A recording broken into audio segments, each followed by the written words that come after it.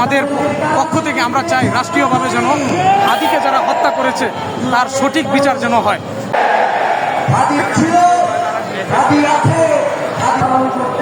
আসসালামু আলাইকুম। আমরা এখন শাহবাগ চত্বরে আছি, যার এখন নাম হচ্ছে শহীদ হাদি চত্বর। এই শহীদ হাদি চত্বরে এখন হাজার হাজার লাখের কাছাকাছি মানুষ। এই সন্ধ্যা আনুমানিক 6টা হবে মাগরিবের পরপর।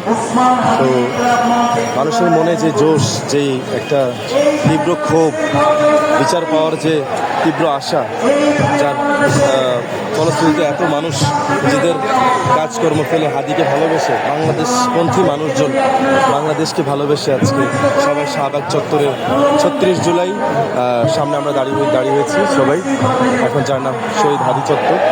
তো আমরা কথা বলি আমাদের হাসান ভাইয়ের সাথে। আসসালামু আলাইকুম হাসান ভাই। ওয়ালাইকুম সালাম।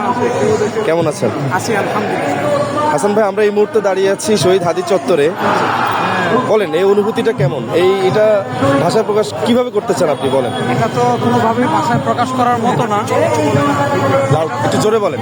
আচ্ছা, এই বিষয়টা কোনোভাবেই ভাষায় প্রকাশ করার মতো না, কারণ এটা মানুষের অন্তর থেকে বিষয়গুলো আসে, যার কারণে এই মানুষজন দেখেন আপনারা যে সকল কাজকর্মগুলো তারা বাদ দিয়ে তারা কিন্তু এই শাহবাগ চত্বরে একত্রিত হয়েছে শুধুমাত্র হাদিকে ভালোবেসে।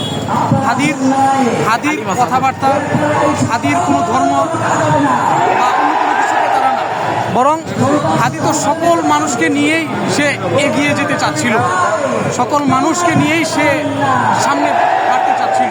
তার তো একটাই চিন্তা ভাবনা ছিল, দেশকে উন্নত করা, দেশকে পরিষ্কার রাখা। সামাজিকভাবে এই দেশকে আরও উন্নত দিকে নিয়ে যেতে চলে আমাদের প্রতিটা ঘরে ঘরে একজন করে হাদি প্রয়োজন। সেই হাদি আমাদেরকে সেই পথ দেখা গেছে, কিন্তু সে হাদি ভাই নাই। কিন্তু আমরা হাদি ভাইয়ের পক্ষ হয়ে আমরা এখানে একত্রিত হয়েছি। আমাদের পক্ষ থেকে আমরা চাই রাষ্ট্রীয়ভাবে যেন হাদিকে যারা হত্যা করেছে তার সঠিক বিচার যেন হয়।